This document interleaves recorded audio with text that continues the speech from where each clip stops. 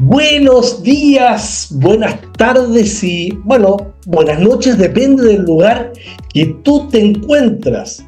Hoy día viajé a Israel y esto es una maravilla porque naturalmente en un café con Cábana, con el gran patrocinio del Museo Judío Alemán de Santiago de Chile, que siempre está preocupado por el tema de cómo es la historia de la inmigración. Tengo una excelente invitada, Rivka Grunstein, original de México o México, y ahora está en Israel, y que nos va a contar una historia maravillosa y un aporte precioso a lo que es justamente las historias de la inmigración. Oye, bienvenida Rivka a este café con Cabaná. Rivka es presidente de Bimestral Arte con Responsabilidad Social. Y hay algo que ellos transmiten que es súper importante, que tiene que ver con el ejemplo. No es una forma de educación, es la única forma de educación. Pero quiero abrir el programa, Rivka. Primero saludarte. Hola, hola. Hola Roberto, gracias por la invitación. No, al Eh, revés, pero muchísimas gracias a ti. eh, Oye, te quería hacer sí, una pregunta y que me he quedado reflexionando dentro de todas nuestras conversaciones, porque estamos en un café con Cabana, y me contaste un día cuando estábamos caminando ahí por Mispe Ramón, que es donde tú vives, me lo tienes dijiste de algo fondo, que de hecho lo tienes de exactamente fondo. así. Toda nuestra gente puede ver a Mispe Ramón, que es precioso. Bueno, me contaste una experiencia de un bombardeo y cómo tu mente se puso a pensar en unas flores que imaginaste. Partamos con eso, ¿qué te parece? Me parece bien, Roberto.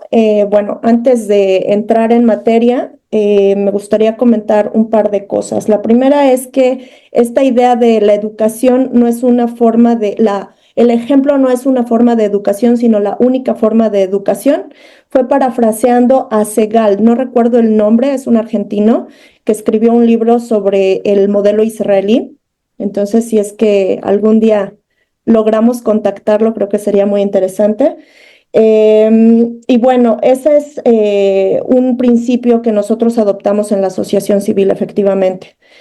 Y bueno, en primer lugar, posterior a esto, me gustaría agradecer a la Fundación Calanit por la invitación, a ti, por supuesto, Roberto, también a Tania Gruel, también a todo el equipo de la Asociación Civil, especialmente a David Grunstein, que es otro de los asociados de la Asociación Civil. Créeme, sin toda la gente que ha estado a lo largo de años trabajando en la Asociación Civil, que hemos estado hombro con hombro, este momento estoy segura que no sería posible. Pero en vísperas de Yom Kippur especialmente quiero agradecer al Creador, porque de Él es toda esta historia que voy a compartir y de Él es toda esta asociación y de Él somos todos nosotros. Entonces, bueno, pasando al tema que ya platicamos en alguna ocasión, hace unos días, efectivamente yo estuve en Israel durante la operación militar del 2012. El nombre de la operación fue Pilar Defensivo. En esa ocasión, como te comentaba, fue la primera vez que venía de México y que nunca había estado en un país con una guerra como la que se vive en Israel. Aquí me gustaría mencionar algo muy importante porque yo estoy segura que nos escucha mucha gente latinoamericana que Así en es. muchas ocasiones interpretan lo que ocurre en Israel con ojos de Latinoamérica o con ojos occidentales. Y lo que ocurre en Medio Oriente no se asemeja a lo que ocurre en Latinoamérica. Muchas veces he escuchado gente que dice, bueno, ¿y por qué no resuelven los conflictos hablando? ¿No? Siéntense a hablar.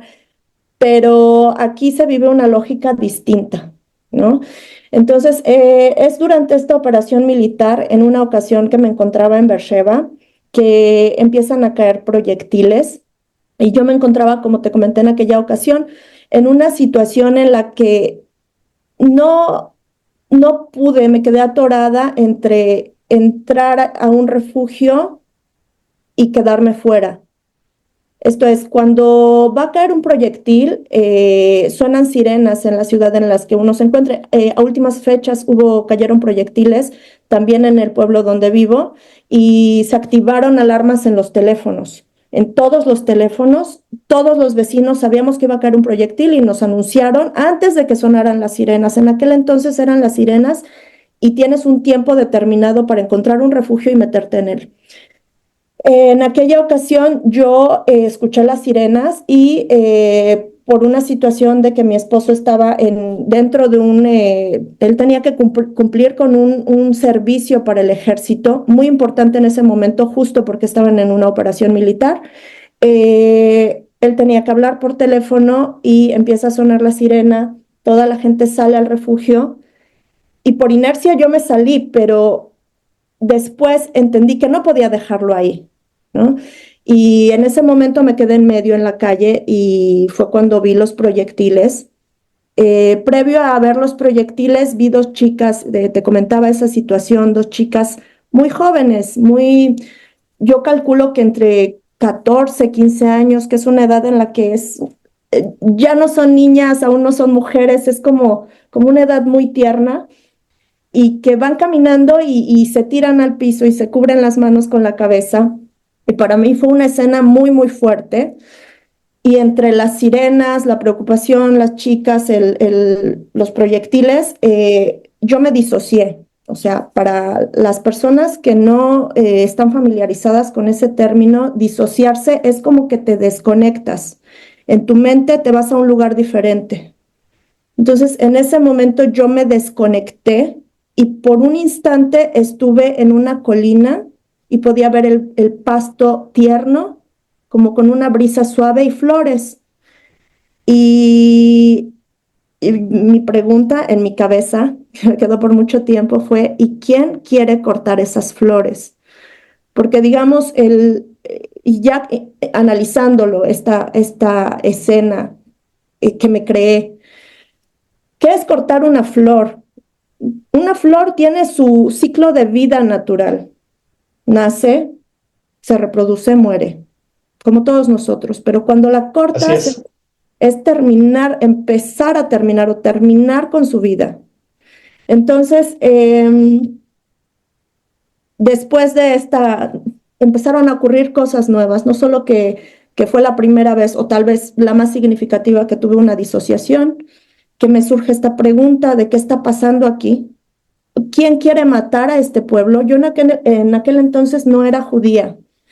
Yo estaba aquí en Israel, pero no me había convertido y ciertamente que me conmovía el pueblo judío, me conmovía lo que han creado, pero no me había convertido. Y mi primera pregunta fue, ¿quién quiere matar a este pueblo? ¿Y por qué? ¿No? A lo mejor hay algo razonable, quiero entenderlo, quiero entender la situación y entonces me metí a investigar del tema.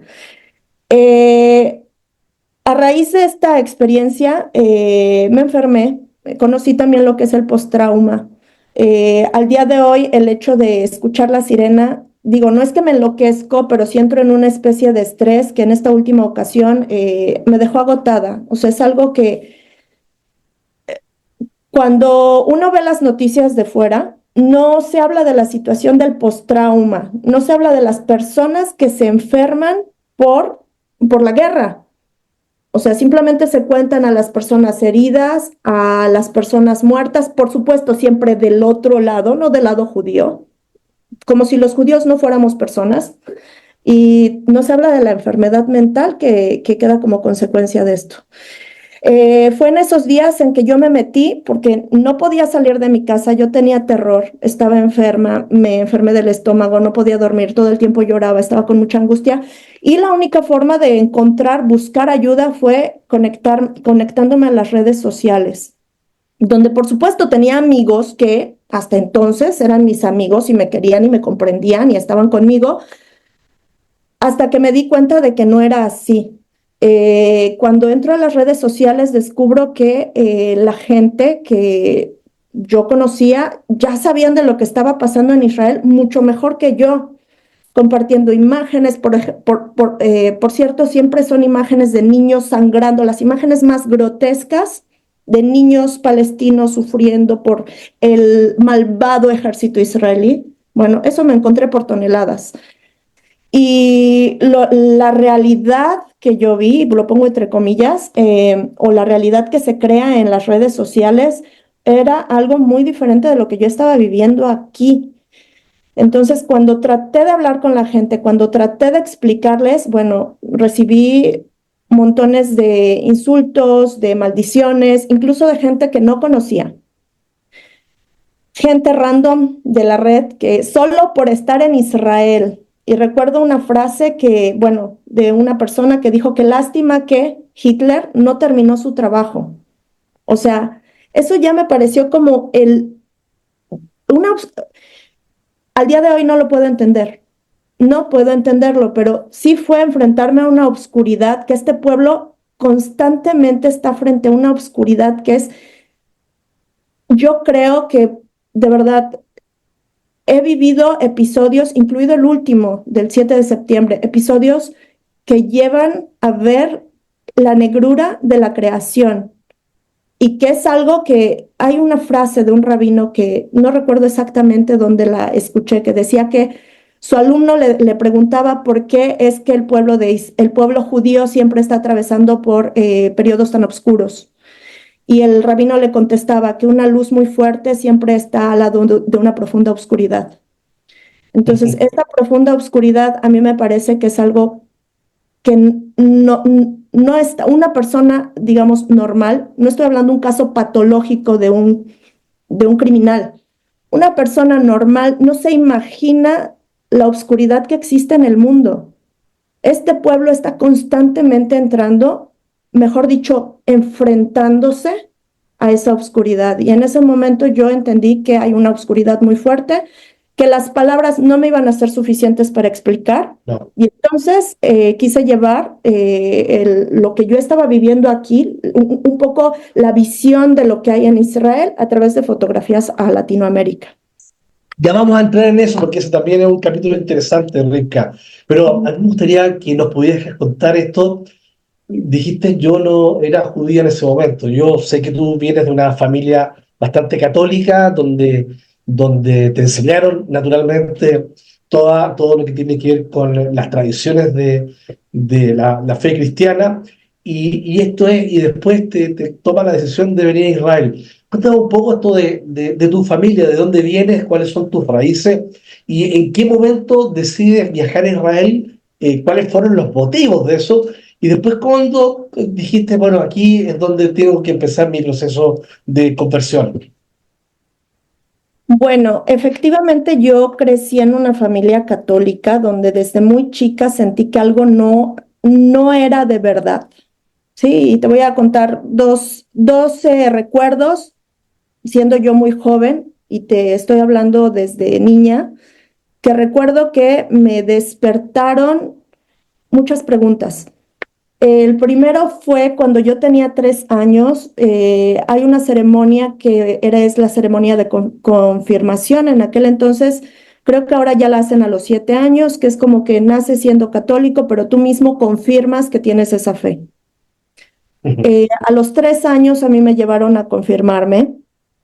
Y recuerdo que previo a la confirmación entramos en una iglesia que por cierto tiene una arquitectura hermosa. Eh, y recuerdo que yo iba entrando, además la experiencia psicológica de entrar a una iglesia es muy interesante porque tanto en lo visual, los techos que son muy altos, como en lo acústico, que la acústica te hace sentir que eres muy pequeño, te lleva a un estado psicológico interesante, digamos.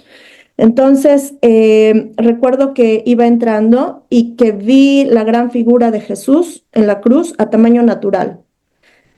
Y a mí me impactó. Y recuerdo que le dije a mi mamá, ¿por qué está ese hombre ahí? Está sufriendo, que lo bajen, ayúdalo. Y ella me dijo, no, Él es Jesús, Él murió por todos nuestros pecados. Y ahí yo dije, ¿y yo qué hice? Sentí mucha culpa. ¿Qué fue lo que hice? Y fue algo que me Ya. acompañó en mi corazón, incluso a recientes fechas, platicando con un muy buen amigo, eh, descubríamos esa situación de culpa que te queda tan adentro que te toma años trabajar con eso para repararlo. Es algo que se va al inconsciente.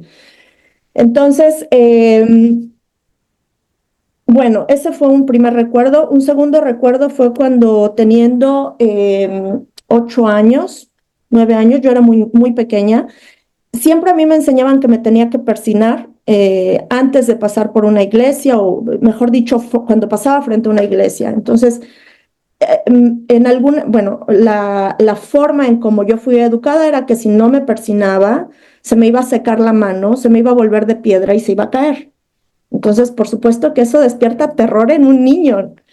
Y ojo, no estoy diciendo que todas las familias católicas sean educadas, ¿No? yo fui educada, pero yo fui Así educada es. así, y de eso sí puedo hablar. Entonces, recuerdo que una vez íbamos pasando, yo siempre me preguntaba, ¿qué pasa si no lo hago? ¿Qué pasa si no lo hago? Y una vez íbamos viajando en auto y yo sabía que se aproximaba una iglesia.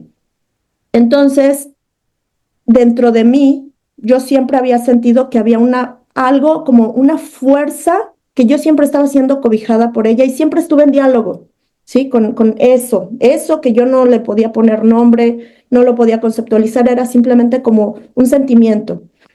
Entonces, yo a esa energía, le dije, no me voy a persinar y si se me cae la mano, que se me caiga. Y si me voy a morir, me muero, pero no lo voy a hacer. Wow. Quiero ver qué Y lo pasa. hiciste. Y me moría de miedo, me moría de verdad me moría de miedo. Hasta ahora que lo estoy compartiendo, me duele el estómago de recordar la sensación que tuve. No Rita, y sucedió abajo, no se te cayó la mano ni tampoco se te convirtió de piedra, ¿no? no me pasó absolutamente nada, pero sí fue como salir a un mundo en el que tenía más preguntas y dije, ok, entonces esto no es verdad. ¿Qué más no es verdad? Y bueno, de ahí para adelante. ¿Y cuándo Sí, tomas esta decisión de venir a Israel? mira, hay una situación que yo creo que toda la creación es, dice el rabino Karlebach que al creador le gustan las historias y por eso creó al ser humano. Me encanta esa frase porque mirando hacia atrás es que realmente es así. Desde muy joven yo sentí que no pertenecía al lugar en el que estaba. Y decidí que yo quería viajar, te estoy hablando 14, 15 años. Decidí que yo quería viajar, mi misión era viajar por el mundo para descubrir cuál era mi lugar en el mundo. Eh, Perdona, cuando tenías 14 o 15 años ya estabas pensando en yo viajar. ya Ah, estaba bien, entendiendo que ese no era mi lugar. O sea, ya ok. era clarísimo. Y solo había que esperar y hacerlo. Esperar el tiempo para salir y encontrar dónde sí. Y bueno, estuve paseando mucho por México, tuve la oportunidad de ir a Guatemala.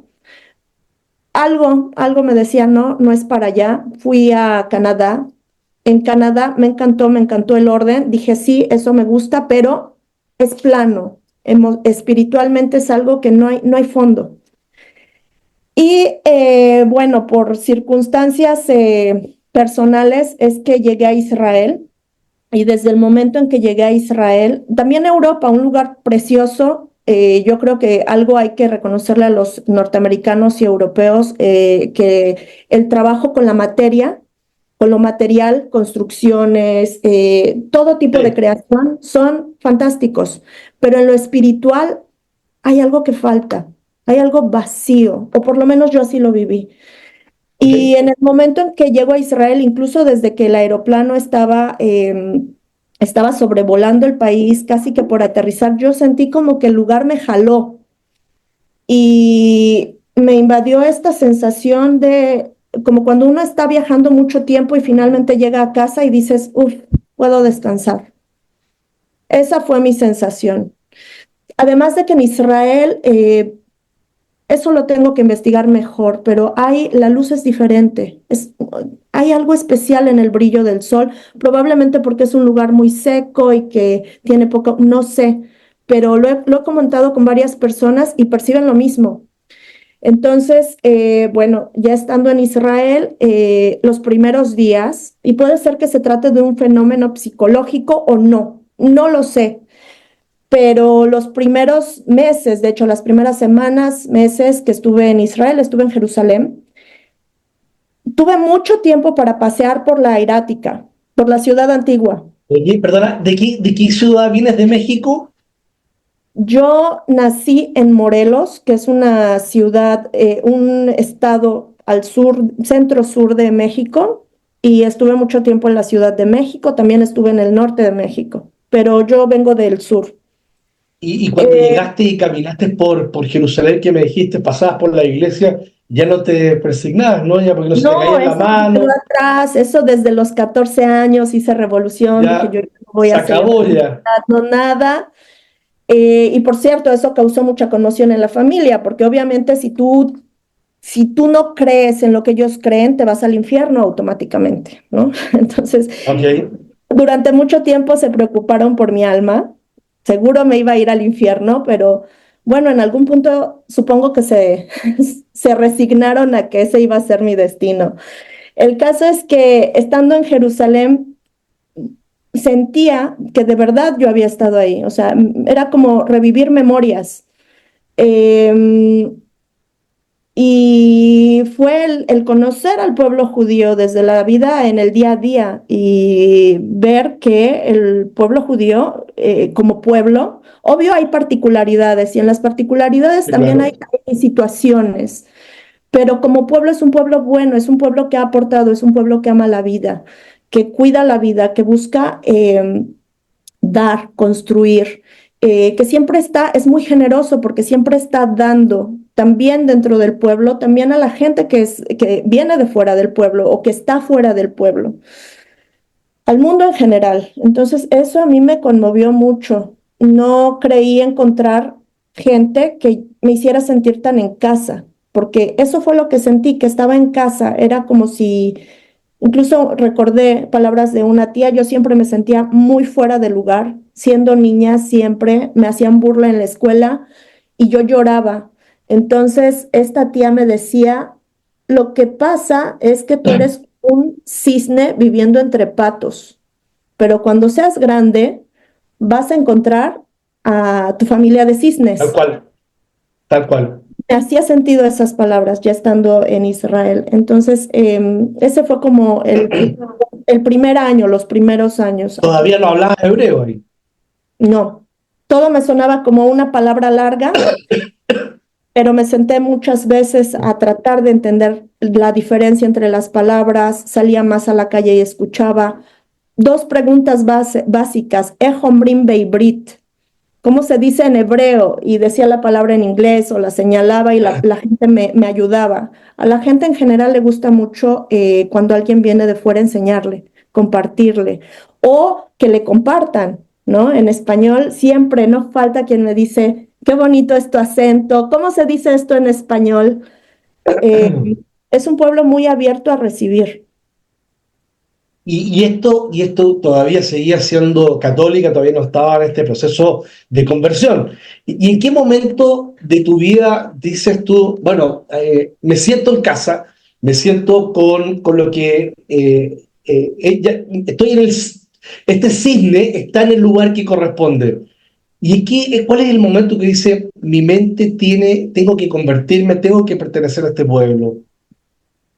Bueno, en primer lugar, no es que fuera católica, yo ya no era, no practicaba esa religión. Ah, Y el catolicismo es una religión, no es un pueblo, como es el caso del pueblo judío. El pueblo judío, sí, aun si alguien no practica, sigue siendo judío. No absolutamente. así no así con el pueblo, digamos, el pueblo, no así con los Con la católicos, religión, sí. con la religión católica o sí, con los practicantes de la religión católica. Yo no practicaba, si bien no era judía, no era católica. Entonces,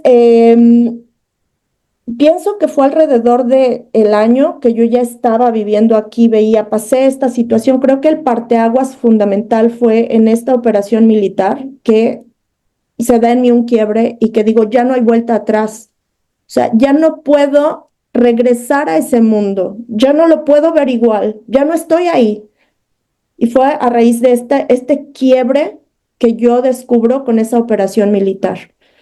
Entonces, digamos que fue un primer momento de decir, me siento enamorada de este pueblo, y en un segundo momento el ver qué tan difícil es vivir con este pueblo y aún así elegirlo. El periodo de conversión fue muy difícil, duró mucho tiempo, porque yo creo que no es solamente una situación burocrática, porque se puede ver así también. Es algo que te viene del cielo y que de verdad yo creo que en su momento no supe agradecer lo suficiente todas las dificultades que hubo en el camino, porque fue un camino muy largo y muy duro. Y en algún momento entendí que eso era un regalo del cielo para probar mi voluntad, cuánto de verdad yo quería. Y fue en algún momento durante el proceso de conversión que es que hubo muchos momentos, de verdad, yo, gracias a Dios por la, la historia que me permite vivir, ¿no? No soy yo, es de Él, y yo estoy aquí nada más cumpliendo con su voluntad. Pero recuerdo que una vez, y fue donde yo sentí el nombre que tengo, ¿no? Me senté en mi habitación, iba a ir yo a la sinagoga, al templo, y no sabía cómo vestirme, porque es todo un proceso. Entonces recuerdo que mis palabras fueron como ya me rindo, ¿no? O sea, rómpeme, pero reconstrúyeme. Ponme todas las pruebas que quieras, pero mantente a mi lado. Y sentí como un vacío, como que me vacié de mí, porque estamos a veces tan llenos de nuestro ego que no vemos, ¿no? No vemos no vemos que estamos en su mano todo el tiempo. Y entonces, bueno, me sentí vacía de mí y sentí como si creciera dentro de mí una flor, y de la boca me salió Rivka y entendí que Mira, es el nombre. esto, Y justo en ese día, y yo no lo sabía porque era muy nueva en el asunto, se leía la parashá Hayé Sará, que es cuando traen a la tierra de Israel a Rivka. mira, Y ahí ¿coincidió? creo que fue como una señal de que, y se empezaron a abrir puertas a partir de ahí, muchas puertas que me permitieron llegar a la situación de la conversión y entrar al pueblo Qué judío. bueno. Oye, maravilloso. Rivka, vámonos a eso que tú me dijiste de la fotografía, porque Ujú. ya no bastaban las palabras, vamos a ir a situaciones más actuales, maravillosa la historia, pero esto de la fotografía, empezaste a sacar fotos y ¿qué es lo que viene a continuación? Porque sé que sacaste muchas fotos.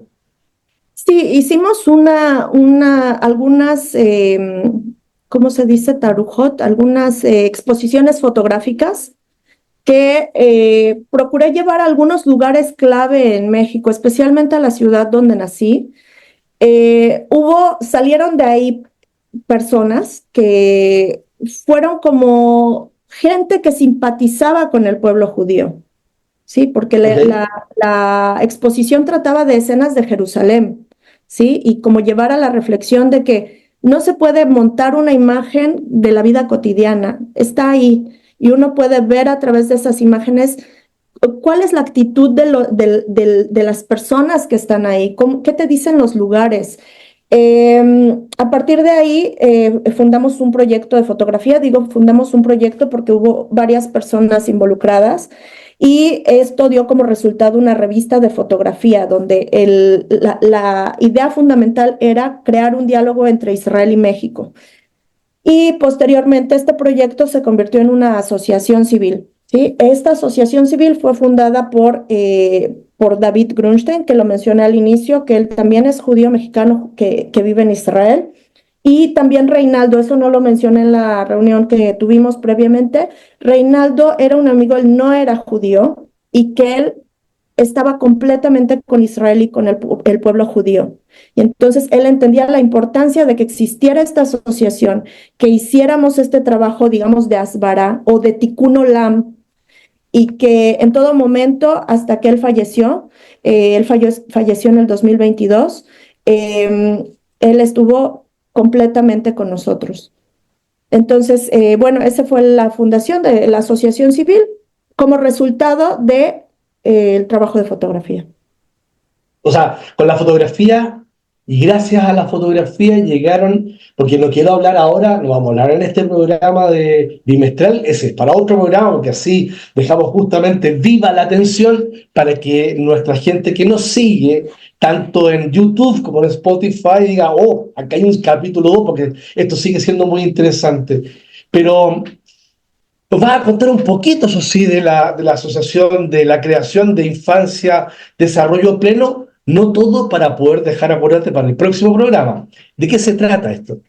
Bueno, como una pequeña probadita. La asociación Sí. civil justamente se ha encargado de desarrollar proyectos en los últimos años, ¿sí? El primero fue este proyecto de la revista de fotografía. Tenemos otro proyecto que se llama Infancia Desarrollo Pleno. Infancia Desarrollo Pleno nace por la historia, y eso también es otra historia completa. Fue Otro programa.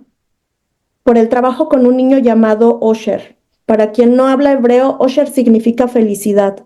Yo entré a trabajar como acompañante de un niño con autismo llamado Felicidad, y yo en aquel entonces pasaba por un periodo de depresión clínica, y yo no creía que existiera la felicidad. Entonces, cuando escucho que el niño que me iban a dar se llama Felicidad, dije, oh, parece ser que la felicidad existe y la voy a conocer. Y bueno, Osher me permitió conocer lo que es el mundo del autismo, de la discapacidad, y también el mundo que se vive dentro del marco escolar de la infancia. Todo tipo de problemas que existen en un aula, digo, no por el sistema educativo o también por el sistema educativo, pero fundamentalmente porque cada ser humano es un mundo en sí mismo y cada niño lo vive con la limitación de la infancia o también con la resiliencia de la infancia. Pero es a partir de esta experiencia que empiezo a construir este proyecto que se llama Infancia y Desarrollo Pleno. Por supuesto, no lo hice sola, hubo siempre gente alrededor, pero la idea es llevar el conocimiento a la población en general, capacitar a los profesionales para que sean conscientes y sensibles de lo que pasa en los niños y podamos atenderlo oportunamente. Maravilloso. Oye, tú ya ¿cómo se llama? Compartido un montón de cosas, conversado un montón de cosas, pero te quería hacer una pregunta que me nace. ¿Tú crees en las coincidencias? Yo creo, no sé a qué te refieres con coincidencia. ¿Por qué te pregunto? Porque yo no me puse de acuerdo contigo para hacer el programa y los dos estamos de amarillo.